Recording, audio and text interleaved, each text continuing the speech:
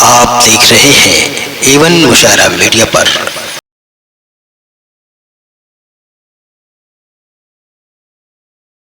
आगे बढ़ते हैं और बड़े सम्मान के साथ में आज के कार्यक्रम के सम्मानित मुख्य अतिथि प्रोफेसर आर्यन त्रिपाठी सर से सादर अनुरोध करूंगा कि वो आएं और अपना आशीर्वचन हम सबको दें। प्रोफेसर आर्यन त्रिपाठी सर, तालियों के साथ हम चाहेंगे आप जो है आएं और हमारे बीच में अपनी बात।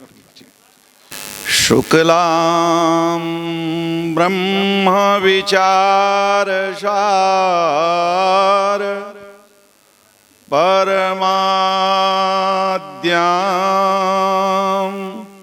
जगत व्यापनीं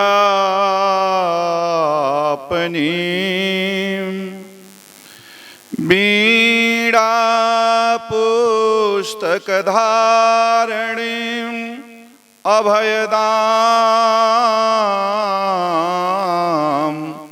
सरस्वत्यां भजाम्यहम्।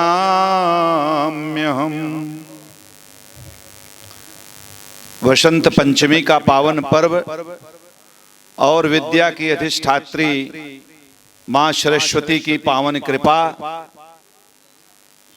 त्रिवेणी के संगम से मेरा आगमन, गोमती के पार और इधर मां सरस्वती, तो पुनः लगता है कि प्रयाग की त्रिवेणी यहीं आ गई है।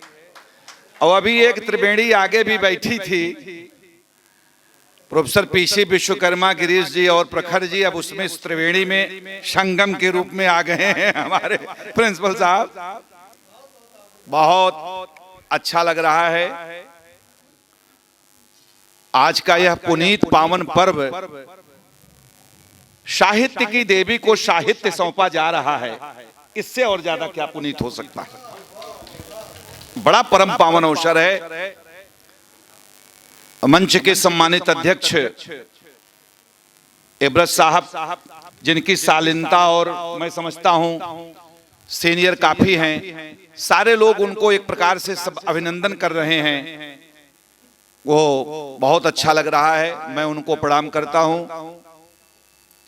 हमारे विशिष्ट अतिथि, विशिष्टता इनमें अतिथि से ही नहीं है। बहुत कम लोग जानते हैं कि गुरुजी जंतु विज्ञान के प्रवक्ता हैं और संस्कृत के सुखद वक्ता हैं, सबसे बड़े वक्ता। ये समन्वय बहुत कम देखने को आपको मिलेगा। ऐसे आदरणीय लोकपाल सम्मानित ओम प्रकाश चतुर्वेदी जी को मैं प्रणाम करता हूं।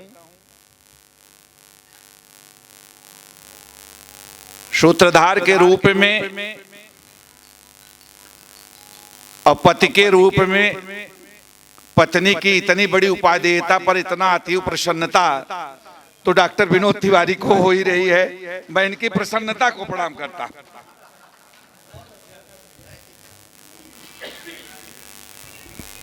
सीमा जी बैठी हुई हैं मंच पे, मैं इन्हें प्रणाम करता हूं। महेंद्र जी अलंकार मंच पर बैठे हुए हैं। अच्छा, अभी दो संचालक बड़े तेज थे, अजय जी और एक हमारे मछली शहर, कौन क्या नाम उनका है, कहां गए, जलालपुर के।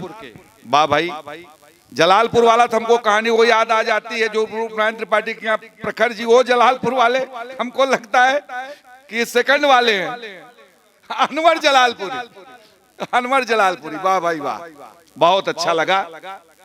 निश्चित रूप से देखिए मंच पर एक शख्सियत और विराजमान हो रहे हैं, समीम गाजीपुरी। बहुत बढ़िया इन्होंने सुनाया, बड़ा अच्छा लगा। हम तो कभी कभी आश्चर्यचकित होकर गए कि गाजीपुर में भी ऐसे लोग हैं।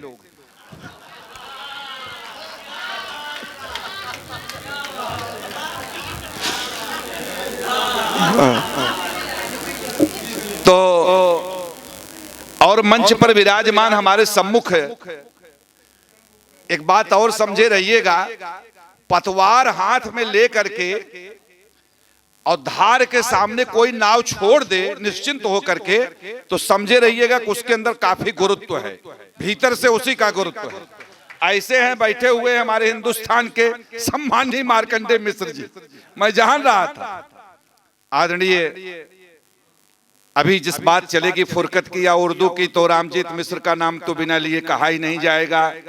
तरन्नुम की बात आएगी तो अंसार जौनपुरी हमारे विराजमान हैं, भारती जी विराजमान हैं, हमारे तमाम लोग हैं, हमारे अखिलेश्वर शुक्ला जी विराजमान हैं, प्रोफेसर सतपति जी हैं। अभी बात एक चल रही थी कि मैडम जब अपना संबोधन दे रही थी, संबोधन क्या दे रही थी, अपने कुछ उद्गार कह रही थी, तो इन्होंने कहा कि जो कुछ इसका श्रेय प्रेय है वो अमृत प्रकाश जी का है। मैडम हम तो एक बात ये बताइए कि यथो नामो ततो गुण है, जहां अमृत हो और प्रकाश हो तो फिर आप बताइए कैसा बड़ा उल्लास नहीं होगा। जहां अमृत और प्रकाश होगा वहां तो उल्लास होगा ही। बड़ा अच्छा लगा अजय जी, आज हमारा आपका सरस्वती के इस पावन पर्व पर मिलन हुआ। इनकी पत्नी भी एमफिल की हुई हैं मेरे निर्देशन में। बड़ा अच्छा लगता है जितने शुद्धि लोग हैं। भारती जी, मैं जिनका नाम नहीं ले पा रहा हूं पहले उन्हें प्रणाम कर रहा हूं। तो फुरकत उस विरह का एक छोटा सा गजल संग्रह के रूप में पुष्प है। मैं थोड़ा ही देख पाया इसे, बहुत अच्छा लगा। ये वामिक जौनपुरी, रूपनारायण त्रिपाठी, छेम जी, पीसी विश्वकर्मा जी, प्रखर जी, गिरीश जी की धरती है। यहां ऐसे पुष्प हमेशा आते रहेंगे। सज्जनों, आप ऋतु तो प्रदान करो, मौसम तो लाओ, भाव तो बनाओ। गीत सुनने के लिए गीत सा मन चाहिए। इतना सुंदर मन जहां है तो वहां ऐसी रचनाएं आती रहेंगी। बहुत अच्छा लगा मुझे विभा जी। वैसे भी विभा नाम कोई सामान्य नाम नहीं होता। पर्यायवाची की तरफ से देखेंगे तो हर तरफ से वैभव से ही जुड़ा पर्याय है। और सबसे बड़ा वैभव आज विभा का सबसे ज्वलंत वैभव आपके सामने ये फुरकत के रूप में है। एक नारी बड़ी विशेष परिस्थितियों से गुजरती है। घर परिवार की जिम्मेदारी होती है। मां के रूप में उसके ऊपर तमाम जिम्मेदारियां होती हैं। पत्नी के रूप में आप समझिए कि एक साथ अगर हजारों परिस्थितियों को धारण करती है नारी, उसके बाद अगर रचना धर्मी नारी हो और आज उसकी रचना यहां आती है तो मैं यही कहूंगा कि यह अत्यंत अस्तुत्य प्रकार समझिए कि उपहार उसे दिया जाना चाहिए। वो सबसे सर्वमान्य होनी चाहिए। समाज में उसे वंदनीय मानना चाहिए कि इतने व्यस्त समय में कुछ समय निकाल करके ऐसा रचना पुष्प आपके सामने आया। फुरकत मैं एक तरफ देख रहा था, थोड़ा समय वही पन्ना तो भी नहीं लिया था, मैं नीचे वाला उठा लिया। एक जगह पुस्तक के बीच में लिखा है कि बांट के खाना जिसने सिखाया था हमें यहाँ, बांट के खाना जिसने सिखाया था यहाँ, आज वो खुद बट गई, आज वो माँ खुद बट गई दो भाइयों के बीच में। बड़ा यथार्थ लिखा है आपने। वास्तव में मुझे लगता है कि आपने समाज को जिया है, तब इस गीत रूपी पुस्तक को पिया है, तब जाकर के इसको लिखा। ऐसा नहीं हो सकता, सामान्य आदमी नहीं लिख सकता इसको। हाँ, लग गए इल्जाम हम पे इस भंवर में आ गए, क्या मिली थोड़ी सी शोहरत हम नजर में आ गए, क्या मिली थोड़ी सी शोहरत हम नजर में आ गए। ये थोड़ी शोहरत नहीं है विभा जी। अभी मैंने विनोद जी से कहा कि पुस्तक आ गई, हमने कहा अब आती रहेगी। श्रृंखलाएं, इतने लोगों का आशीर्वाद आपको मिल रहा है। ये 50-100 वर्ष के जौनपुर के आप समझिए कि ऋषि हैं। कृषि के रूप में मूली और ऋषि के रूप में कवि। जौनपुर में कोई सामान्य तो रही है। इतने ऋषियों का आपको आशीर्वाद मिल रहा है, तो ये श्रृंखला आपकी चलती रहेगी, इसमें कोई दो राय नहीं है। अच्छा, एक बात और बता दें आपको, पुस्तक यही एक चीज होती है, एक ऐसा अस्त्र होता है कि अगर आप चाहते हैं कि युद्ध भी जीत लें और घाव भी न लगे, तो पुस्तक से जीता जा सकता है। बाकी कोई दूसरा अस्त्र नहीं होता है। हाँ, कोई दूसरा अस्त्र होता ही नहीं। विचारों के युद्ध में मैं आपको बता दूं, अगर आपको चलना है, क्योंकि वैचारिकी ही परिवर्तन लाती, युद्ध नहीं परिवर्तन लाता है। किसी भी समाज और देश में जो परिवर्तन आता है वह उसकी वैचारिकी लाती, उसकी आइडियोलॉजी लाती, और वैचारिकी का अस्त्र होती है पुस्तकें मार्कंडेय जी। ये सबसे बड़ी अस्त्र होती हैं।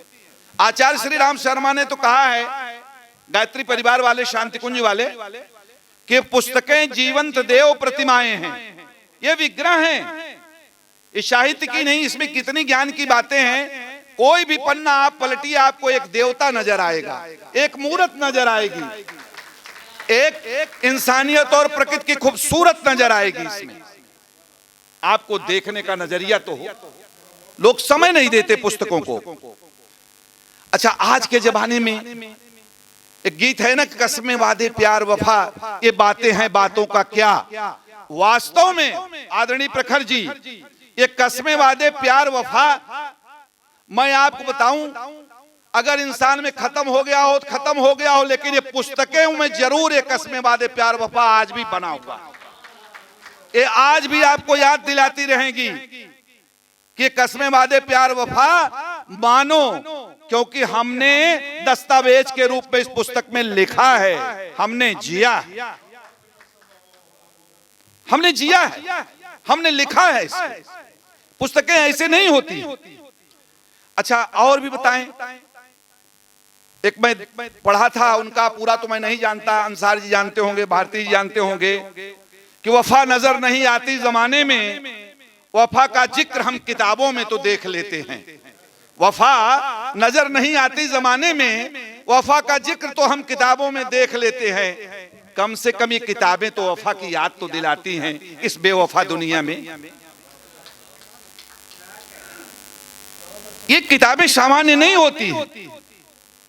आप ये समझिए, ये पुस्तक कोई सामान्य नहीं है। चंद पेज की पुस्तक एक भी व्यक्ति के दिल को अगर झंझोड़ सकी, एक व्यक्ति की भावना को कुरेद सकी, एक व्यक्ति के मन के आंसू निकल गए, एक किसी ने प्रेम के आंसू पी लिए, तो सार्थकता उसकी एकदम बिल्कुल, उसकी सार्थकता का फिर कोई कीमत नहीं, कोई कीमत नहीं है। और मैं आपको बता दूं, साहित्य संगीत कला विहीन साक्षात पशु पुच्छ विषाणहीन। साहित्य संगीत कला विहीन अगर पुस्तक जिसके पास नहीं है ना, पैसा तो बहुत है हमारे जिले में, हर जगह यत्र तत्र सर्वत्र, लेकिन सूखी टहनियों को हम क्या करेंगे लेकर के। हमें तो पुष्प चाहिए, खिलता हुआ पुष्प चाहिए। ये रचना धर्मी समाज को एक खिलता हुआ पुष्प देते। और बता दूं आपको, हर जिंदगी अधूरी रहती है अगर साहित्य न पढ़ा तो। एक जगह और लिखा गया है कि अधूरी शाम का अधूरा किस्सा हूं मैं, अधूरी शाम का अधूरा किस्सा हूं मैं। अरे जो पढ़ा न गया उस किताब का वो हिस्सा हूं मैं, जो पढ़ा न गया उस किताब का हिस्सा हूं मैं। अगर किसी को पढ़ना है और उसकी किताबें आपके सामने हैं, तो उसका व्यक्तित्व हमेशा व्यक्तित्व का दस्तावेज होती हैं पुस्तकें, अमिट दस्तावेज होती हैं ये। इस अमिट दस्तावेज को आप रखिए। आदरणीय विभा जी ने जो ये अस्तुत्य प्रयास किया है और ये आपके सामने मूर्त रूप में है, मैं ईमानदारी से कहूं कि मुझे लग रहा था, मार्कंडेय जी से एक बार मैंने कहा भी कि देखिए हमारे बड़े विविध कार्यक्रम है, आप जानते हैं इतना कार्यक्रम है कि 12 बजे रात तक आदमी फुर्सत नहीं पाता। मत बुलाइए, 150 किलोमीटर फिर हमारा उल्टा हो जाएगा, 300 किलोमीटर की मेरी यात्रा हो जाएगी। इन्होंने कहा आप आइए। मैं बताऊं आपको, बड़े विडंबनाओं के साथ आया, लेकिन जब इतने लोगों को देखा, मैंने देखा कि हमारा सारा जौनपुर यही है, हमारे सारे ऋषि यही हैं, हमारे सारे साहित्य साधक यही हैं, तो मुझे अपार प्रसन्नता हुई। आप सबने मिलकर के इन्हें आशीर्वाद दिया है। आपका आशीर्वाद अच्छे है और अच्छे रहेगा। ये रोशनी का नया नजरिया होगा समाज के लिए। आप अपने इस नए नजरिए की श्रृंखलाबद्ध कड़ियां आती जाएंगी। ये पहली है, दूसरी आएगी, तीसरी आएगी। और बहुत अच्छा आयोजक का सुझाव था जिसने लोकार्पण में इतने ऋषियों को बुलाया, इतने कवियों को बुलाया, इतने विद्वानों को बुलाया। आज आपने पुस्तक लिख करके महान कार्य किया और उससे भी महान कार्य इसका लोकार्पण किया है। आपको बहुत बहुत धन्यवाद, आपको बहुत बहुत शुभाशीष, बहुत मंगल कामनाएं। बहुत अच्छा आप लोगों ने किया। इस सुकृत्य के लिए जितना कहा जाए वो बहुत कम है। पुनः मैं सबको प्रणाम करता हूं। बसंत पंचमी के इस पावन पर्व पर मैं सबको प्रणाम करके मैं यही चाहता हूं कि साहित्य की जो साधना इस जौनपुर की सरजमी पर है, जो पूरे विश्व में है, सिराजे हिंद ऐसे नहीं कहा गया है। सज्जनों, ये बढ़ता रहे, ये सिरमौर बना रहे। विश्व मारियम भारत का, जहां विश्व गुरु भारत को बनने की बात हो, उस विश्व गुरु में जौनपुर का भी एक निशान बना रहे। मैं इसी भावनाओं के साथ अपनी बात समाप्त करता हूं। बहुत बहुत धन्यवाद।